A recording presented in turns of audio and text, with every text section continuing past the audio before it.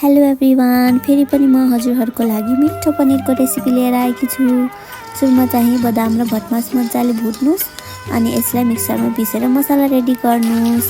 पनिर मजाले काट्नुस् र यसलाई फ्राई गर्नुस्। थोरै पनिर चाहिँ फ्राई नगरी पनि राख्नुस्, त्यसलाई हामीले पछि युज गर्नेछौँ।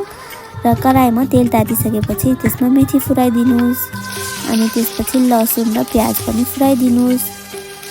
यति फ्राई गरिसके पछाडि हामीले यसमा टमाटर पनि एड गर्छौँ। टमाटर र खुर्सानी एड गरिदिनुस् र फेरि पनि यसलाई मजाले पकाउनुस्। यति गरिसकेपछि घरमै बनाएको जिरा र धनियाँको पेस्ट पनि हालिदिनुस् अनि यसमा पनिर मसाला पनि हालिदिनुस् साथीहरू।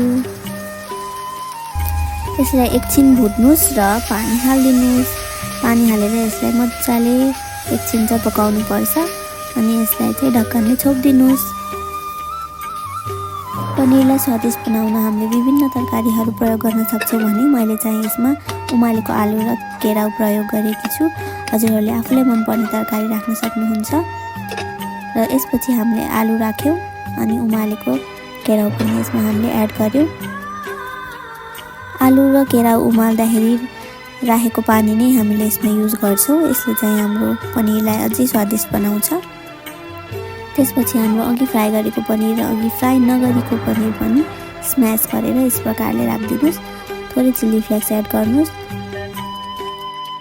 मैले यसमा थोरै मिल्क पनि एड गरेको छु। यो चाहिँ अप्सनल हो, हजुरहरूले राख्न पनि सक्नुहुन्छ र नराख्न पनि सक्नुहुन्छ। त्यसपछि यसलाई मजाले उमाल्नुस् र हेर्न सक्नुहुन्छ हाम्रो पनिर रेडी भइसक्यो। Thank you so much for watching.